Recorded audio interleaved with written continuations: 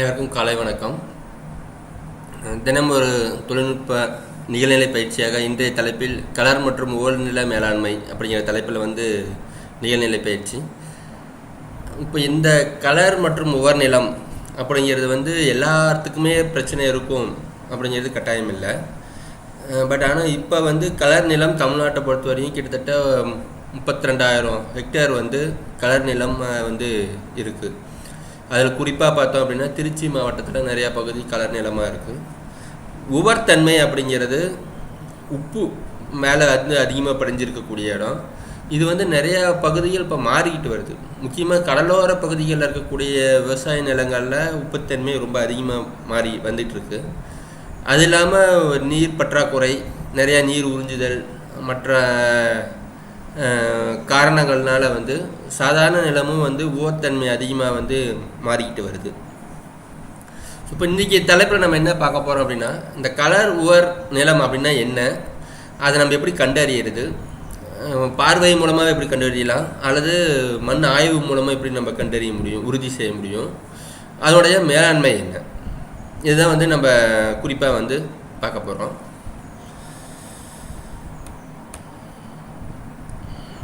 சரி, முதல்ல உவர் நிலம் உப்பு மண்ணை பற்றி பார்ப்போம். உப்பு மண் அப்படின்னா என்ன அப்படின்னு எடுத்தீங்கன்னா, பொதுவாக 2 வகையான உப்பு இருக்குது. ஒன்று நடுநிலை உப்புகள், இன்னொன்று அமிலக்காரம் உண்டு பண்ணக்கூடிய உப்பு வகைகள். எல்லாமே உப்புன்னு தான் சொல்ல போகிறோம்.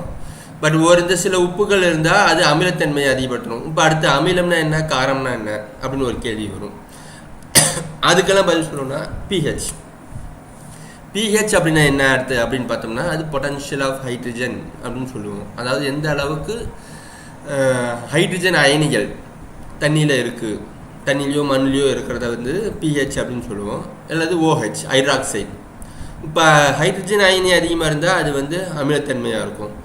ஓஹெச்ங்கிற ஹைட்ராக்சைடு அயனி அதிகமாக இருந்துச்சுன்னா அது காரத்தன்மையில் இருக்கும்.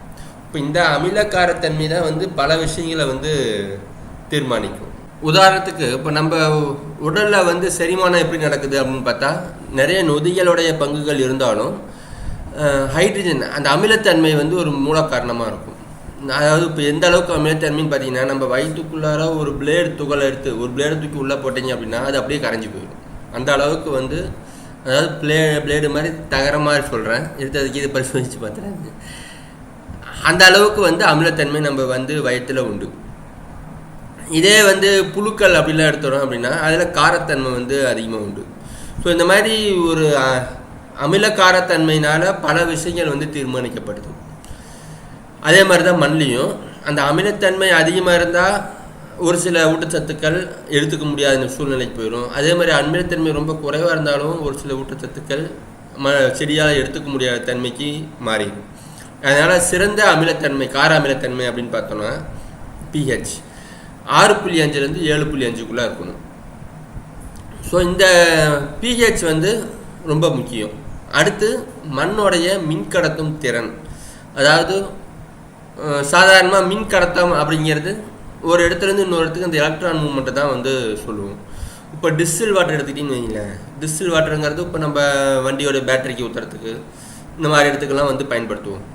அந்த டிஸ்டில் வாட்டரில் ஈஸி எவ்வளோ இருக்குன்னு பார்த்தா 0, மின் கடத்தாது. ஏன்னு கேட்டால் சுத்தமாக அதில் இருக்கிற எல்லா அயனிகளுமே வெளியே எடுத்திருப்பாங்க, வெறும் திரவம் மட்டும்தான் இருக்கும். ஸோ அதில் மின் கடத்தலே இருக்காது. ஏதாவது ஒரு பொருள் உள்ளே கரைய ஆரம்பிச்சிது, கொஞ்சோண்டு உப்பை போட்டுட்டு வச்சு பாருங்கள், கரண்ட்டு பாஸ் ஆகும். ஸோ அந்த மாதிரி மண்ணில் எந்த அளவுக்கு மின் கடத்தும் திறன் இருக்குது, அது என்ன தீர்மானிக்குதுன்னா எந்த அளவுக்கு அதில் கரையும் பொருள் இருக்குது அப்படிங்கிறது தான் தீர்மானிக்குது. ஸோ அந்த மின் கடத்தும் திறன் இது ரெண்டையும் வச்சு இந்த ஓர் நிலத்தை நம்மளால் தீர்மானிக்க முடியும்.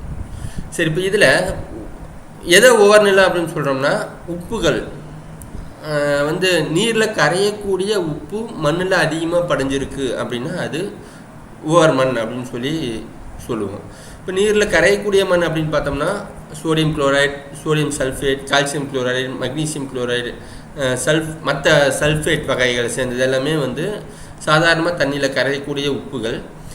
இது மேலே பகுதிகளில் எங்கே பயிர் செய்யக்கூடிய பகுதிகளில் அதிக அளவில் படியும் பொழுது அந்த மண்ணை ஓவர் மண் அப்படின்னு சொல்கிறோம். இதனால் என்னென்ன விளைவுகள் இந்த மண்ணை எப்படி நம்ம வந்து கண்ணில் பார்த்த உடனே கண்டுபிடிக்கலாம் அப்படின்னு பார்த்தோம் அப்படின்னா, ஃபஸ்ட்டு கண்ணில் அந்த மண்ணை பார்த்தோன்னே தெரியக்கூடிய அறிகள், மேல் மண் வந்து நல்லா வெளுத்து காணப்படும். அந்த மண்ணை பார்த்தாவே கண்டுபிடிச்சிடலாம். கொஞ்சம் வெளுத்த மாதிரி இருக்குன்னா இதில் உப்புத்தன்மை அதிகமாக இருக்குது அப்படிங்கிறது. அது போக நிறைய உப்பு படிக்கக்கூடிய இடமா இருந்ததுன்னா மேலே வந்து வெந்நீரை உப்பு வந்து பூத்துருக்கும், அப்படி கட்டி கட்டியாக படிஞ்சிருக்கும் வெள்ளை கலரில். மேல் மண்ணை எடுத்து பார்த்தோம்னா ரொம்ப மிருதுவாக தெரியும். காலை அஞ்சுனா நம்ம மெதுன்னு இருக்கும். தண்ணி தேக்கி நிறுத்தோம்னா சீக்கிரமாக வடிஞ்சு உள்ளார ஊடுருவி போயிடும். இதில் உப்பு மண்ணில் பூமியோட நீர் மட்டும் உயர்ந்து காணப்படும். அதனால் என்ன ஆகுனா அடியில் இருக்கக்கூடிய உப்பெல்லாம் மேலே வந்து சேர்த்திருக்கும். உதாரணத்துக்கு இப்போ இந்த படத்தை பார்த்தீங்கன்னா தெரியும். இந்த பாருங்கள், மேலே மண்ணே நல்லா வெளுத்து போய் தான் இருக்கிற மாதிரி இருக்கும். மேலே பாருங்கள் உப்பு பூத்துருக்கு, வரிசையாக ஃபுல்லாக வந்து வெறும் உப்பாக இருக்கும். இது அடுத்த உதாரணம். மேலே வந்து நிறையா உப்பு பூத்துருக்கு அப்படின்னா இது வந்து உவர் மண் அப்படிங்கிறது நம்ம முடிவு பண்ணிக்கலாம். இது எதனாலலாம் வருது, இந்த மாதிரி ஏன் உவர் மண் உருவாகுது அப்படின்னு பார்த்தோம் அப்படின்னா, முதல்ல அந்த மண் உருவாகிறதுக்கான தாய்ப்பாறை ஒரு காரணம். அதாவது மண்ணை பொறுத்த வரையிலும் சாதாரணமாக அப்படியே மேலே மண் வந்துடுறது கிடையாது. பாறைகள்லேருந்து கொஞ்சம் கொஞ்சமாக, அதாவது பல லட்ச வருடங்கள் கொஞ்சம் கொஞ்சமாக உடஞ்சி வந்து தான் வந்து மண் சேரும். உதாரணத்துக்கு இப்போ மண் ரோடு எடுத்துக்கிட்டின்னு வைங்களேன். அந்த மண் ரோட்டில் மழை காலங்களில் நீரெல்லாம் வலிஞ்சு ஓடக்கூடிய மண் ரோடாக இருந்தது அப்படின்னா மேலே நிறையா மணல் படிஞ்சிருக்கும்.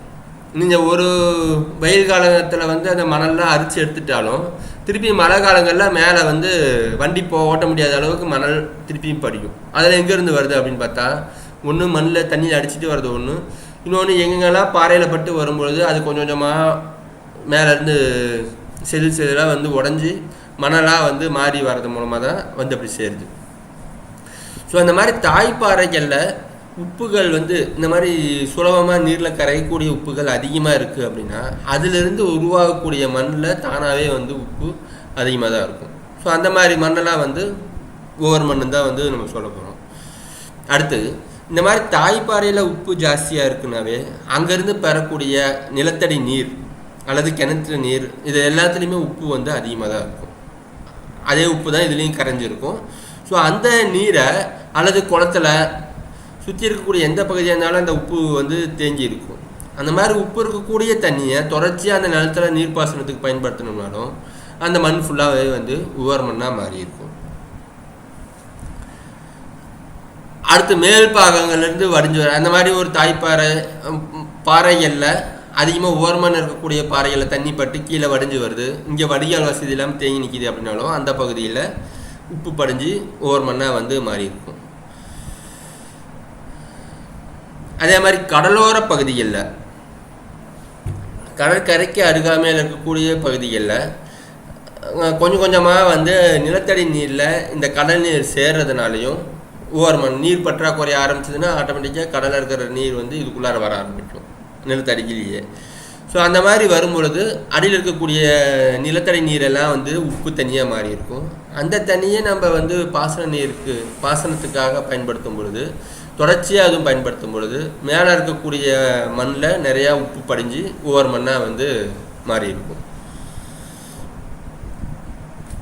சரி, இந்த மாதிரி வந்து உப்பு படிஞ்சு ஒவ்வொரு மண்ணாக மாறிட்டா என்ன பிரச்சனை, அதனால் என்ன இப்போ அப்படின்னு கேட்டோம் அப்படின்னா, சாதாரணமாக வந்து ஒரு செடியில் தண்ணியை உறிஞ்சிக்கிறது எப்படி உறிஞ்சிக்கும் அப்படின்னு பார்த்தோம்னா ஆஸ்மாட்டிக் ப்ரெஷர்னு சொல்லுவோம்.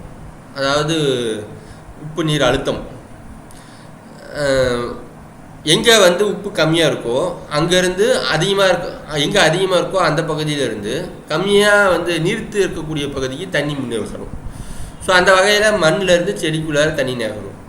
இப்போ மண்ணில் உப்பு ரொம்ப ஜாஸ்தியாக இருக்குது அப்படின்னா எங்கே உப்பு தண்ணி கம்மியாக இருக்கோ அங்கேருந்து தான் வந்து இதுக்கு தண்ணி வந்து அதிகமாக இருக்க இடத்துக்கு நோக்கி நகரும். அப்படி பார்க்கும்பொழுது மண்ணில் உப்பு ரொம்ப ஜாஸ்தியாக இருந்துச்சு அப்படின்னா செடியில் இருக்கக்கூடிய கொஞ்சம் நீரும் சேர்ந்து வயலுக்கு மண்ணுக்கு வர ஆரம்பிச்சிடும்.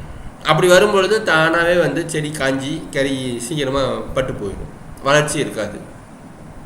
ஸோ அந்த இதில் பயிருடைய முளைப்பு வந்து பாதிக்கப்பட்டு அங்கங்கே சொட்டையாக காணப்படும். செடிகளோட வளர்ச்சி வந்து குன்றி போயிருக்கும். இலையோட நுனிகள் வந்து எரிந்த மாதிரி வந்து இருக்கும். இப்போ இந்த இதெல்லாம் பார்த்தீங்கன்னா நெல் வயலில் ஃபுல்லாக வந்து நுனியெல்லாம் கருகி போய் இருக்கும். மக்காச்சோளத்துலேயும் அதே மாதிரி தான். இப்போ நிறையா வளர்ச்சி இல்லாமல் குன்றிய வளர்ச்சி அதுவுமே பட்டு போயிட்டு வருது, நுனியில் கருகிட்டு வருது. இலையின் பச்சை வந்து குன்றி காணப்படும். செடிகள் முன்கூட்டியே வாடி போகிறது நம்மளால் பார்க்க முடியும். ஸோ இதுதான் வந்து அதிக உப்பு இருக்கக்கூடிய மண்ணில் செடிகளுக்கு ஏற்படக்கூடிய பிரச்சனை. இது வந்து ஓர் மண். அடுத்து கலர் மண் அப்படின்னா என்ன? இது வந்து நான் வந்து நேரில் கண்ணில் பார்த்தா என்னென்ன அறிகுறி தெரியுமோ அதை மட்டும் தான் சொல்கிறேன். இப்போ ஓர் மண் அப்படின்னா என்னென்னா, உப்பு நீரில் கரையக்கூடிய உப்புக்கள், பல வகையான உப்புக்கள் மண் மேலே நிறையா படிஞ்சிருக்கிறத ஓர் மண்ணு சொல்லுவோம். அந்த மாதிரி பகுதியில் மண்ணுலேயும் வந்து அதுவும் குறிப்பாக வந்து தாய்ப்பாறையினால் உருவாகக்கூடிய ஓர் மண்ணாக இருந்ததுன்னா அந்த மண்ணுலேயும் உப்பு அதிகமாக இருக்கும், பாசன நீர்லேயும் உப்பு அதிகமாக இருக்கும். இதை எப்படி கண்டறியறது அப்படின்னு பார்த்தோம்னா, மேல் மண் நல்லா வெளுத்து போயிருக்கும், நல்லா மெதுமெதுன்னு இருக்கும், உப்பு படிஞ்சிருக்கும், உப்பு பூத்திருத்தல் அப்படிங்கிறது. அதே மாதிரி பாசன நீர்லேயும் வந்து உப்பு அதிகமாக இருக்கும். இதனால் பயிருக்கு என்ன பாதிப்பு அப்படின்னு பார்த்தா, வளர்ச்சி பெருசாக இருக்காது, வளர்ச்சி குன்றி இருக்கும், நுனி கருகி போகும், அங்கங்கே எல்லாம் காஞ்சி போய் சொட்டை சொட்டையாக காணப்படும். இதெல்லாம் வந்து பயிருக்கான பாதிப்பு. இது ஓவர் மண்ணை பொறுத்தவரையிலும். அடுத்து கலர் மண் அப்படின்னா என்ன? இப்போ இந்த ஓவர் மண்ணுக்கு வந்து ஆங்கிலத்தில் செலைன் சாயில் அப்படின்னு சொல்லுவாங்க. அடுத்து கலர் மண் அப்படின்னா என்ன அப்படின்னு பார்த்தோம்னா, சோடிக் சாயில் அப்படின்னு சொல்லுவாங்க. ஓவர் மண், கலர் மண் ரெண்டுமே வந்து உப்பு பாதிக்கப்பட்ட மண் தான். ஆனால் ரெண்டுக்கும் என்ன வித்தியாசம் அப்படின்னு பார்த்தீங்கன்னா, இதில் கலர் மண்ணில் சோடியம் கார்பனேட், சோடியம் பைகார்பனேட், அதாவது கலர்னாவே சோடியத்துக்கு உகந்த சோடியம் சார்ந்த மண். அதில் சோடியம் கார்பனேட், சோடியம் பைகார்பனேட் அந்த மாதிரி வகையான உப்பு வந்து ரொம்ப அதிகமாக மேலே படிஞ்சிருக்கும். கிட்டத்தட்ட ஒரு 90% சோடியம் கார்பனேட், சோடியம் பைகார்பனேட் உப்புக்கு தான் வந்து மேலே மண்ணில் வந்து படிஞ்சிருக்கும். ஆனால் ஓவர் மண்ணை பொறுத்தவரையிலும் எல்லா வகையான குளோரைட், சல்ஃபேட், சோடியம் குளோரைடு தான் நம்ம சாப்பிடக்கூடிய உப்பு. அந்த வெள்ளை உப்பு நம்ம சாப்பிட்றோம்ல, அந்த உப்பு சோடியம் குளோரைடு. ஸோ அந்த வகையான sodium chloride, calcium chloride, magnesium chloride, sodium sulphate, calcium sulphate, magnesium sulphate இந்த மாதிரி வகையான எல்லா உப்புக்களுமே வந்து அதில் கலந்து படிஞ்சிருக்கும். ஆனால் கலர் மண்ணில் வெறும் சோடியம் சார்ந்த சோடியம் கார்பனேட், சோடியம் பைகார்பனேட் சார்ந்த உப்புகள் தான் 90% பக்கத்தில் மேலே வந்து படிஞ்சிருக்கும். இது அந்த மாதிரி அளவுக்கு மீறி இந்த சோடியம் சல்ஃபேட்டோ, சோடியம் பைகார்பனேட்டோ படிஞ்சிருக்கு அப்படின்னா அது வந்து கலர் மண் அப்படின்னு சொல்லுவோம். எவ்வளோ அளவு அப்படின்னு பார்த்தா, எக்ஸ்சேஞ்சபிள் சோடியம் பர்சன்டேஜ் அப்படின்னு ஒரு வார்த்தை உண்டு. அது 15% மேலே படிஞ்சிருந்தா அது கலர் மண் அப்படின்னு வந்து சொல்லுவோம். ஸோ ரெண்டுக்குமே உப்பு பாதிக்கப்பட்ட மண் தான். ஒவ்வொரு மண் அப்படிங்கிறது எல்லா உப்புகள் இருக்கும், கார்பனேட் உப்பு இல்லாமல் குளோரைட், சல்ஃபேட் சார்ந்த எல்லா வகையான உப்புகளும் கலந்து இருக்கும். கலர் மண் அப்படிங்கிறது சோடியம் கார்பனேட், சோடியம் பைகார்பனேட் சார்ந்த உப்புக்கள் தான் வந்து 90% பக்கத்தில் அந்த உப்பு தான் வந்து மேல்பரப்பில் இருக்கும். ஸோ அதை வந்து சோடிக் சாயில், கலர் சாயில் அப்படின்னு சொல்லுவோம். சரி, இப்போ இதுக்கு என்ன வித்தியாசம்? இப்போ ஒவ்வொரு மண்ணுனா மேலே உப்பு அப்படியே திட்டாக படிஞ்சிருக்கும், மண் மெதுமெதுன்னு இருக்கும் அப்படின்னு சொன்னோம். நீர் சீக்கிரமாக ஊடுருவி உள்ளே போயிடும் இது ஒவ்வொரு மண்ணில். ஆனால் கலர் மண் எடுத்துக்கிட்டோம் அப்படின்னா, இந்த சோடியம் சல்ஃபேட் மேலே படிஞ்சிருந்தது அப்படின்னா அது என்ன பண்ணும், இருக்கக்கூடிய மற்ற அயனிகளெல்லாம் வந்து டிஸ்பஸ் பண்ணி விட்டுரும், தனித்தனியாக வந்து பரப்பி விட்டுறதுனால மேல் மண்ணில் வந்து கொஞ்சம் கூட துகள்கள் இல்லாமல் சுத்தமாக மூடிடும். எப்போ தண்ணி இருக்கும் பொழுது இந்த மாதிரி துகள்களே இல்லாமல் சுத்தமாக வந்து மூடிடும். ஸோ அந்த மாதிரி இப்போ நீர் பாசன காலங்கள், மழைக்காலங்கள்லாம் பார்த்தோம்னா ஒரே சகதியாக தான் இருக்கும். அந்த மண் சீக்கிரம் தண்ணி வடியாது, ஆவியாகிறது மட்டும்தான் வழிய ஊடுருவி உள்ளார் போகாது, மேலே அப்படியே சகதியாக நிற்கும். அதே மாதிரி தெளிந்த நீராக இருக்காது, மண்ணெல்லாம் வந்து அந்த டிஸ்பஸ் பண்ணி விடுறதுனால கொலாய்டல் செட் மேலே அப்படியே மிதந்துக்கிட்டே தான் இருக்கும். ஒரு கலங்களாகவே தான் வந்து தண்ணீர் இருக்கும். இதில் இந்த சோடிக் சாயில் இருக்கக்கூடிய மண்ணை பார்த்தோம் அப்படின்னா ஒரு மணி நேரம் 2 மணி நேரம் பார்த்தோம்னா அதுக்கப்புறம் மேலே இருக்கக்கூடிய மண்ணெல்லாம் அப்படி கீழே படிஞ்சு தண்ணி தெளிந்த நீராக தெரியும். ஆனால் இந்த மாதிரி கலர் மண்ணாக இருந்தது அப்படின்னா தெளிந்த நீராகவே தெரியாது, சகதியாகவே இருக்கும். அதே மாதிரி காலை வச்சிங்கன்னா அப்படி நல்லா வலிக்கி விட்ரும், சகதியாக இருக்கிறதுனால. இதில் வந்து போய் இறங்கி நிற்கிறதே வந்து ரொம்ப சிரமமாக இருக்கும். இதே கோடை காலகட்டத்தில் தண்ணி இல்லாத டைமில் பார்த்தீங்கன்னா இந்த மாதிரி பாலமாக வந்து வெடிச்சிருக்கும், நல்லா ஆழமான வெடிப்பாக இருக்கும் சுத்தமாக தண்ணி இல்லாத பொழுது. தரை மேலே போய் நின்னோம் அப்படின்னா சிமெண்ட் தரையில் நின்னா எப்படி இருக்குமோ அந்த ஒவ்வொரு வெடிப்பில் இருக்கக்கூடிய மண்ணும் அந்த அளவுக்கு கடினமாக இருக்கும். ஒரு தண்ணி இல்லாமல் இதில் வந்து குழப்பை வச்சு விழுவுறது அப்படிங்கிறது சாத்தியமே இருக்காது. அந்த அளவுக்கு இறுகி போய் கடினமான பகுதியாக வந்து இருக்கும். ஸோ இந்த மாதிரி இருக்குது அப்படின்னாவே அது வந்து கலர் மண் அப்படிங்கிறத நம்ம கண்டுபிடிச்சிடலாம். இதே ஓவர் மண்ணாக இருந்தால் இந்த அளவுக்கு இறுகி போயெல்லாம் இருக்காது, நல்லா மெதுமெதுன்னு இருக்கும், மேலே உப்பு படிஞ்சிருக்கும், தண்ணி சீக்கிரம் ஊடுருவி போகும். இதில் தண்ணி ஊடுருவாது கலர் மண்ணை பொறுத்த வரைக்கும். ஸோ அதான் இந்த சோடியம் கார்பனேட் சோடியம் பைகார்பனேட் உப்புக்கும் மற்ற உப்புகளுக்கும் உள்ள வித்தியாசம். சோடியம் கார்பனேட் பைகார்பனேட் இருந்தால் இந்த மாதிரி வெடிப்புகள் அதிகமாக இருக்கும், தண்ணி சகதியாட்ட நிற்கும், மழை காலங்களில் ஊடுருவி போகாது, சீக்கிரம் தண்ணி காயவே காயாது. வெயில் காலங்களில் ரொம்ப பானமாட்டம் நல்லா ஆழமாக வெடிப்பு காணப்படும். இதுக்கு வந்து எப்படி நம்ம கண்டுபிடிக்கலாம் அப்படின்னா ஒரு வார்த்தை சொன்னேன், இந்த எக்ஸ்சேஞ்சபிள் சோடியம் பர்சன்டேஜ், அதாவது மாற்றுதல் சோடிய சதவிகிதம். இந்த வார்த்தை வந்து ரொம்ப முக்கியம். இதை வந்து உறுதி செய்கிறதுக்கு இந்த இதை வந்து நம்ம கண்டுபிடிக்கணும்.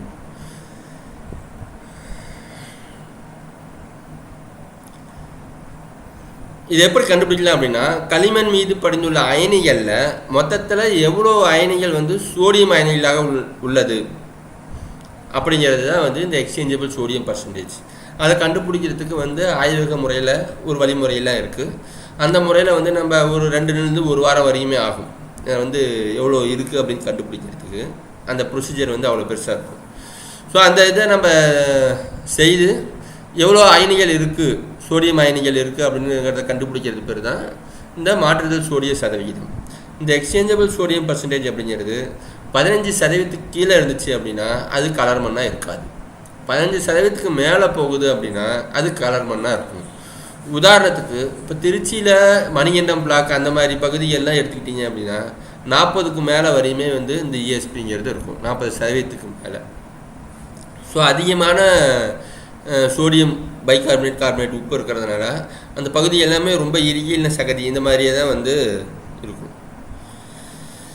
இப்போ இந்த கலர் மண்ணில் வந்து பயிர் விளைச்சலுக்கு என்ன பாதிப்பு அப்படின்னு பார்த்தோம்னா முக்கியமாக அதோடைய பௌத்திக குணம் வந்து முழுமையாக வந்து சீர்கெட்டு போயிருக்கும். பௌத்திக குணம் அப்படின்னா ஃபிசிக்கல் ப்ராப்பர்ட்டி. இப்போ நீங்கள் சாதாரணமாக இங்கே செம்மண்ணோ களிமண்ணோ அல்லது அலுவியம் சாயில் வண்டல் மண் இந்த மாதிரி எந்த மண்ணை பார்த்தீங்கன்னாலும் அது வந்து பொலப்பொலப்புத்தன்மை, பயிர் நல்லா விளையணும் அப்படின்னாவே ஒரு பொலப்பொலப்புத்தன்மை இருக்கணும் அப்படின்னு சொல்லுவோம். ஆனால் இந்த மண்ணை பார்த்தீங்கன்னா ரொம்ப இறுகி போய் சிமெண்ட் தர மாதிரியே இருக்கும்.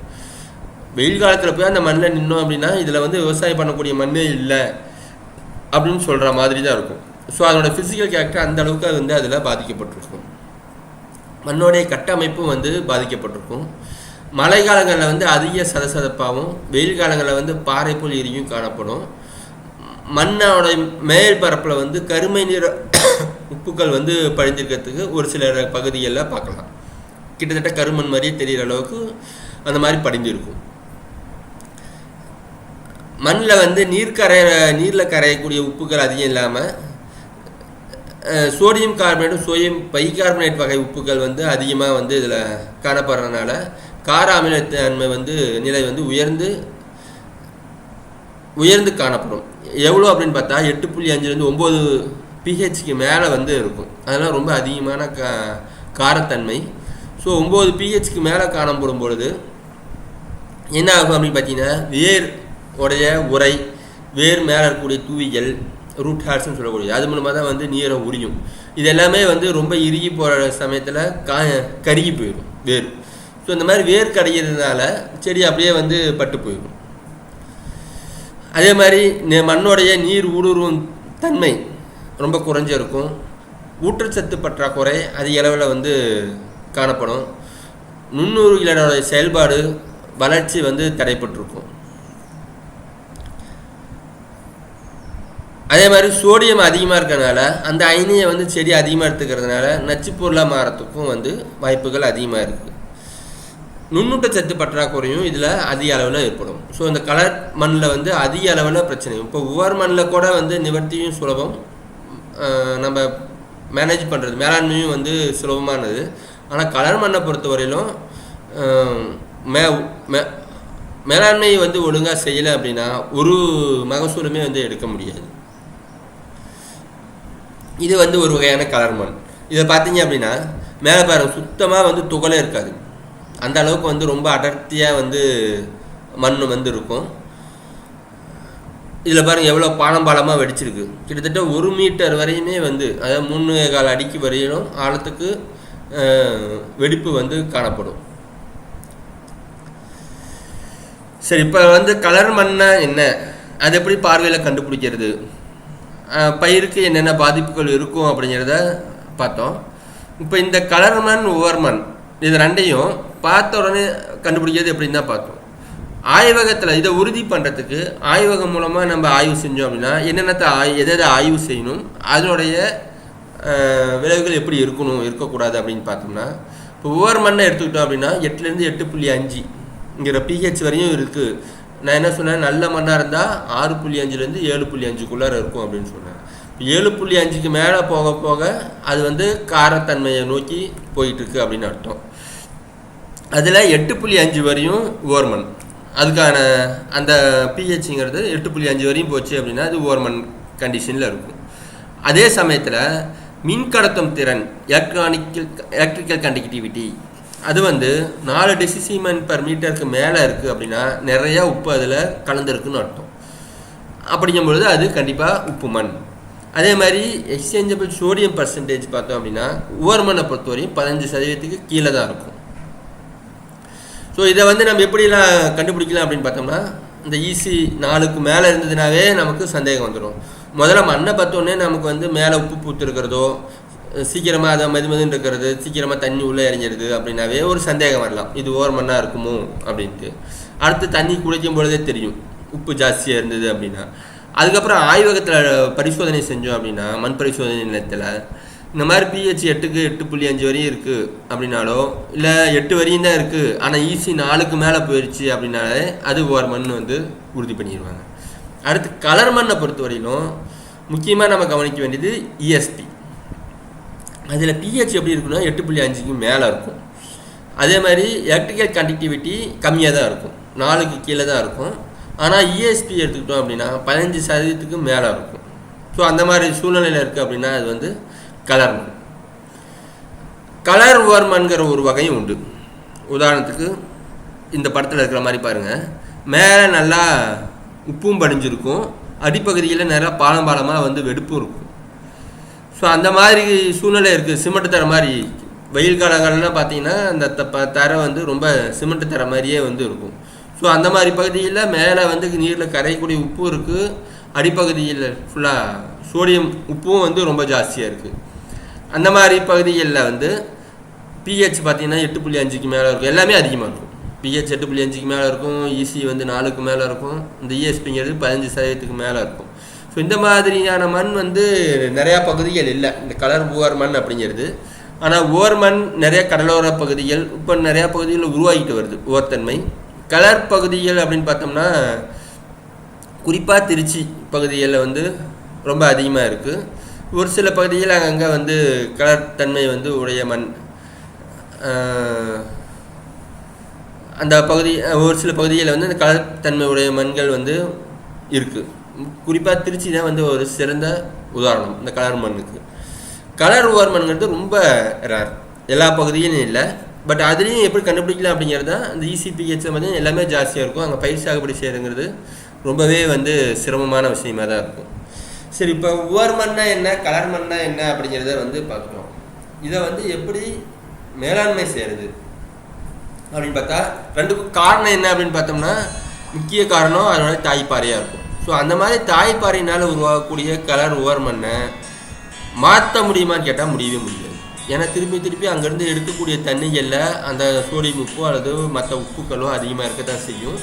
அதை நம்ம பயன்படுத்தும் பொழுது அந்த மண் கலர் உவர் மண்ணாவே தான் வந்து நிலைநிறுத்தப்படும்.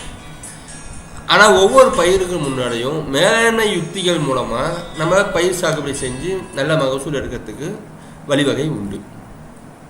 அதை எப்படி செய்யலாம் அப்படின்னு பார்த்தோம் அப்படின்னா, இப்போ உவர் மண்ணாக இருக்குது அப்படின்னா ஒரு சிறந்த வழி அதுக்கு நல்ல தண்ணியை தேக்கி இந்த மாதிரி பகுதியோடைய இறக்கத்தை பொறுத்து ஸ்லோப்பை பார்த்து அதுக்கு தகுந்தாப்புல சின்ன சின்ன பாத்திகளை அமைச்சு அதில் நல்ல தண்ணி தேக்கி நிறுத்தணும். ஒரு நாள் நிறுத்தினோம்னா போதும்.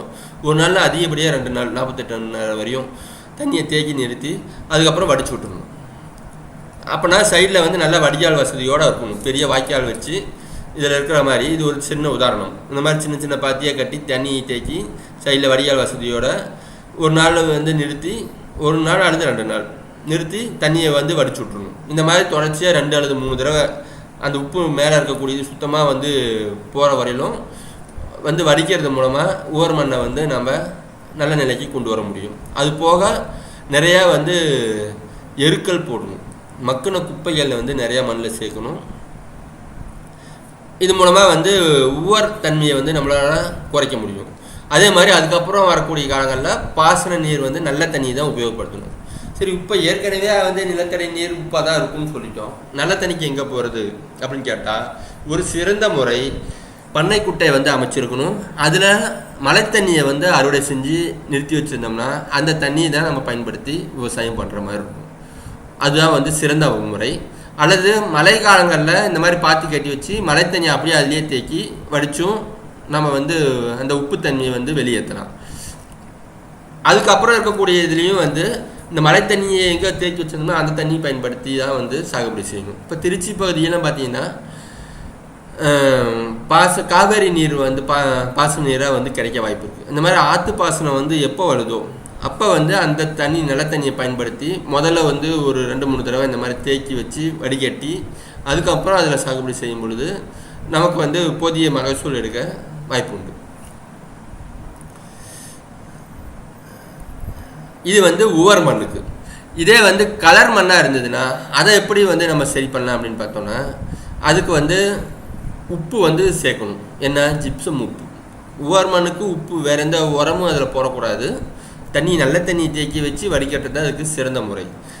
உவர் மண்ணுக்கு சும்மா வந்து வெறும் தண்ணியை மட்டும் தேக்கி வச்சு நம்ம வடிகட்டணும்னா போகாது. அதில் இருக்கிற சோடியமை வெளியேற்றுறதுக்கு மாற்று அயனி ஏதாவது ஒன்று வேணும். ஏன்னா அதில் சோடியம் தான் அதிகம். ஸோ அந்த சோடியம் அயனி வெளியேறணும் அப்படின்னா முதல்ல மண்ணில் இருந்து பிரித்து அந்த சோடியம் அயனி வெளியே எடுக்கணும். அதுக்கு நம்ம வெளியிலேருந்து கொடுக்க வேண்டியது இருக்கும் உரம். அதை ஜிப்சம் மூலமாக கொடுக்கலாம். ஒரு ஏக்கருக்கு அந்த எவ்வளோ எக்ஸ்சேஞ்சபிள் சோடியம் பர்சன்டேஜ் இருக்கோ அதை பொறுத்து ஜிப்சம் அளவு மாறும். ஸோ அதை வந்து இப்போ ஒரு ஏக்கருக்கு 1 டன் அப்படின்னு சொல்கிறோம் அப்படின்னா அதை 10ஆக பிரிச்சுக்கிட்டு ஒவ்வொரு தடவையும் ஒரு 100 கிலோவை மண் மேலே இந்த மாதிரி பாத்தி கட்டி மண்ணில் வந்து தூவி விட்டு, ரொம்ப அதிகமாகவும் ஜிப்சம் போட்டக்கூடாது. ஒரே டைமில் ஒரு டன்னையும் போட்டோம் அப்படின்னா திருப்பி அது ஃபுல்லாத்தையும் அடைச்சிக்கிட்டு நம்ம எந்த பர்பஸ்க்காக போகிறோமோ அந்த வேலையும் நடக்காமல் போயிடும். ஜிப்சம் சோறுனா என்ன ஆகுனா, அந்த சோடியம் அயனிக்கு பதிலாக இந்த கால்சியம், ஜிப்சமில் வந்து கால்சியம் சல்ஃபேட் இருக்குது. கால்சியம் போய் அதில் சேர்ந்து சோடியம் சல்ஃபேட்டாக மாறி தண்ணியில் வந்து கலந்துக்கும். ஸோ அந்த தண்ணியை வடிக்கும் பொழுது அதில் இருக்கக்கூடிய சோடியம் அயனிகள்லாம் அப்படியே வந்து வெளியே வந்துடும். ஸோ இந்த மாதிரி எப்படி பண்ணணும்னா, ஃபஸ்ட்டு ஜிப்சமை தூவி விட்டு இந்த மாதிரி சின்ன சின்ன பாத்தியாக அமைச்சு ஜிப்சம் அதில் தூவி விட்டு அது மேலே தண்ணியை, நல்ல தண்ணியை, இதில் திருப்பி கவனிக்க வேண்டியது, நல்ல தண்ணியை வந்து தேக்கி 2 நாள் 48 மணி நேரத்துக்கு வந்து விட்டுறணும். அதுக்கப்புறம் அந்த தண்ணியை வந்து வடிகால் வசதியில்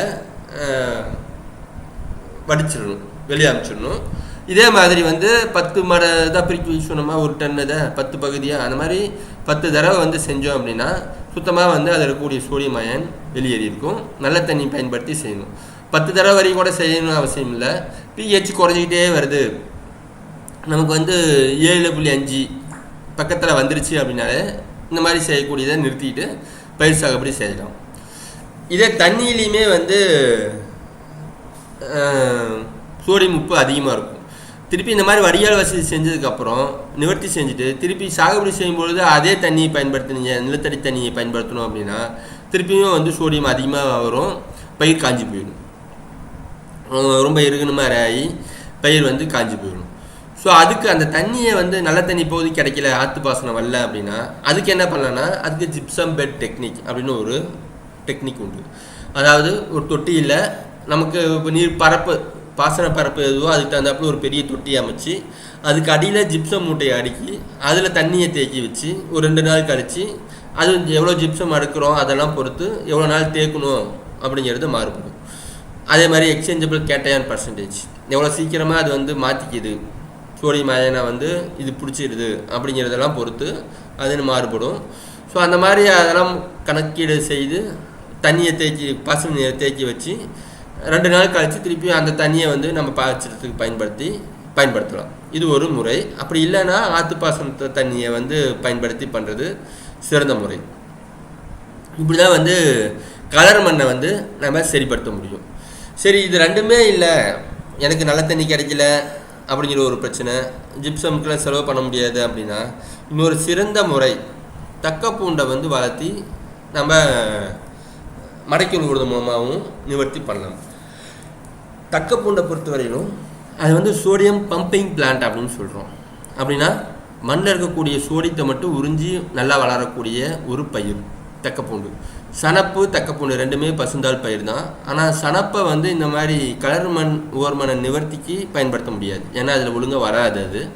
ஆனால் தக்கப்பூண்டு அதை தாங்கி வளரக்கூடிய தன்மை ஒழியது. ஸோ அந்த இதை வந்து என்ன பண்ணுறோன்னா, ஜிப்சமே போட முடியல அப்படிங்கிற பட்சத்தில் வெறும் தக்கப்பூண்டை மட்டும் வளர்த்தி ஒரு 45-50 நாளில் அந்த இதை வேரோடு எடுத்து வெளியே எடுத்துடணும். செடியை வயலை விட்டு வெளியே எடுத்து எரிச்சிடணும். திருப்பியும் வந்து இன்னொரு தடவை தக்கப்பூண்டை வச்சு மடக்கி விழுதுடணும். ஒரு 35-40 நாள் கழித்து பூ பூக்கிற சமயத்தில் இந்த மாதிரி வயல்லே வந்து மடக்கி விழுதுடணும். இந்த மாதிரி பண்ணுறது மூலமாக ஓரளவுக்கு வந்து சோடியத்தை வந்து மேலக்கூடிய சோடியத்தை கலர் தன்மையை குறைச்சிட முடியும். குறைச்சி அதுக்கப்புறம் நம்ம நெல் சாகுபடி, அதுக்கப்புறம் நம்ம சாகுபடி செய்யக்கூடிய ரகங்களும் இந்த ஒவ்வொரு கலர் தன்மையை தாங்கி வளரக்கூடிய பயிர் வகைகளாக இருக்கணும், அல்லது ரகங்களாக இருந்ததுன்னா நல்ல மகசூல் எடுக்கிறதுக்கு வாய்ப்பு இருக்கும். இப்போ உதாரணத்துக்கு திருச்சி பகுதியில் எடுத்துக்கிட்டோம் அப்படின்னா சாதாரணமாக வந்து 1 டன் கூட எடுக்க முடியாமல் தடுமாறின பகுதிகள், கலர் மண் உள்ள பகுதிகளெல்லாம் இந்த மாதிரி நிவர்த்தி முறைகள்னால 4 டன் வரையுமே வந்து இப்போல்லாம் மகசூல் எடுக்கிறாங்க. ஸோ அந்த வகையில் வந்து ஒவ்வொரு முறையும் சாகுபடி செய்யும்பொழுது இந்த மாதிரி நிவர்த்தி முறையை கடைப்பிடித்து சாகுபடி செய்கிறது மூலமாக தான் வந்து நம்மளோட அதிக மகசூல் இந்த மாதிரி கலர் உவர் மண்ணில் வந்து எடுக்க முடியும். ஸோ இப்போ உவர் மண்ணாக இருந்தால் அதுக்கு வந்து சிறந்த நிவர்த்தி முறை அப்படின்னா நல்ல தண்ணியை சின்ன பாத்தியை கட்டி நல்ல தண்ணியை தேக்கி நிறுத்தி 2 நாள் கழித்து வடிகட்டிடணும். இந்த மாதிரி 2 அல்லது 3 முறை செய்கிறது மூலமாக மேலே இருக்கக்கூடிய உப்புகளை நீக்கிட முடியும். கலர் மண்ணாக இருக்குது அப்படின்னா அதுலேயும் சின்ன பாத்திகளை கட்டி ஜிப்சமை வந்து தூவி விட்டு தண்ணியை தேக்கி நல்ல தண்ணியை வந்து 2 நாள் தேக்கி வச்சு வடிகட்டி இந்த மாதிரி தொடர்ச்சியாக வந்து 5-6 முறை செய்கிறது மூலமாக அந்த கலர் தன்மையை வந்து சரி செய்துக்க முடியும் டெம்பரரியாக. இல்லை அப்படின்னா தக்கப்பூண்டை விதைச்சி 45 நாள் கழித்து தக்கப்பூண்டை வேரோடு அப்புறப்படுத்திட்டு திருப்பியும் இன்னொரு முறை வந்து தக்கப்பூண்டை விதைச்சி மடக்கி விழுவுறது மூலமாகவும் ஓரளவுக்கு நிவர்த்தி செய்ய முடியும். இந்த 2 இதுலேயுமே வந்து ஊட்டச்சத்து பற்றாக்குறை அதிகமாக இருக்குன்னு சொல்கிறதுனால முடிஞ்ச அளவு எவ்வளோ வந்து நம்மளோட தொழு உரங்கள், மக்குன உரங்கள் தர முடியுமோ அதை அதிகமாக வந்து இந்த வயலுக்கெல்லாம் தரணும். ஏன் அப்படின்னா அதுலேருந்து வெளியேறக்கூடிய இந்த ஆர்கானிக் ஆசிட்ஸ் மூலமாக pH ரொம்ப ஜாஸ்தியாக இருக்குன்னு சொன்னோம். 8.5க்கு மேலேங்கிறது ரொம்பவே அதிகம், 9.5 அப்படிலாம் போகும். ஸோ அதை குறைக்கிறதுக்கு ஆசிட் சேரும் பொழுது ஓரளவுக்கு குறைஞ்சிக்கிட்டே வரும். அதே மாதிரி ஹூமிக் ஆசிட் அல்லது ஸ்பென்ட் வாஷ் இது எல்லாமே வந்து இந்த கலர் மண் நிவர்த்திக்கு பயன்படுத்தலாம். அதை வந்து ஸ்ப்ரே பண்ணுறது மூலமாகவும் pH வந்து ரெகுலேட் ஆகி பயிர் வளர்ச்சிக்கு உகந்ததாக இருக்கும். இன்னொரு சிறந்த முறை அப்படின்னா கலர் மண்ணை தாங்கி வளரக்கூடிய ரகங்கள். இப்போ நெல் எடுத்துக்கிட்டோம் அப்படின்னா திருச்சி 1லேருந்து 5 வரையும் வந்து வெளியிட்டிருக்காங்க. இது எல்லாமே வந்து கலர் மண்ணில் தாங்கி வளரக்கூடிய ரகங்கள் தான். உப்பு தண்ணியாக இருக்குது அப்படின்னாவே கிட்டத்தட்ட முழு இதுலேயுமே வந்து நீங்கள் போடுறீங்க அப்படின்னா சாதாரண பயிராக இருந்தால் ஒரு மகசூலுமே எடுக்கக்கூடாது, எல்லாம் காஞ்சி போயிடும். இதில் கிட்டத்தட்ட நீங்கள் 1 டன்லேருந்து 1.5 டன் வெறும் உப்பு தண்ணியிலேயே சாகுபடி செய்கிறீங்க அப்படின்னா தண்ணி நிவர்த்தி செய்து சாகுபடி செய்யும் பொழுது 4-5 டன் வரையுமே வந்து நம்ம மகசூல் எடுக்க முடியும் இந்த திருச்சி ரகங்கள், நெல் ரகங்களில். அப்படி இல்லைன்னா உவர் மண்ணாக இருக்குது அப்படின்னா அதை தாங்கி வளரக்கூடிய ராகி பயிர் செய்யலாம், அல்லது பீட்ரூட்டு, இந்த மாதிரி கேபேஜ், இதெல்லாம் வந்து இந்த மாதிரி பகுதிகளில் வந்து நல்லா வளரக்கூடிய பயிர். ஸோ அதை மாதிரி பயிர்களை வந்து தேர்வு செய்து சாகுபடி செஞ்ச மூலமாக நம்ம மகசூல் இழப்பு இல்லாமல் மகசூல் எடுக்கிறதுக்கு வாய்ப்பு இருக்கும். ஸோ இதுதான் வந்து கலர் மண்ணை வந்து நிவர்த்தி முறை. தண்ணி நீர்த்தேக்கம் செய்து வடிகட்ட வேண்டும். கலர் மண்ணாக இருந்தால் ஜிப்சம் போட்டு நீர்த்தேக்கம் செய்து நல்ல தண்ணியை நீர்த்தேக்கம் செய்து வடிகட்டணும், அல்லது இந்த மாதிரி தக்கப்பூண்டை வளர்த்தி ஒரு தடவை எடுத்து அப்ரூவ் பண்ணிடணும். அடுத்த தடவை திருப்பியும் வளர்த்தி அதில் மடக்கி விடுறது மூலமாகவும் மண்ணை வந்து சரி செய்ய முடியும். முடிஞ்சளவு அதிக அளவு மக்கின குப்பைகளை வந்து மண்ணில் சேர்க்கணும். இது போக ஹியூமிக் ஆசிட், ஸ்பென்ட் வாஷ் இதையும் பயன்படுத்தியும் இந்த மண்ணை வந்து சீர்திருத்தம் செய்யலாம். ஸோ இந்த மாதிரி ஒரு தடவை செஞ்சால் போதுமானா கிடையாது. தொடர்ச்சியாக ஒவ்வொரு பயிர் சாகுபடிக்கு முன்னாடியும் இந்த மாதிரி நம்ம நிவர்த்தி முறைகள் செய்து அதுக்கப்புறம் நம்ம சாகுபடி செஞ்சால் தான் இந்த மாதிரி மண்ணில் நம்மளோட அதிக மகசூல் எடுக்கிறதுக்கு வாய்ப்பு இருக்கும்.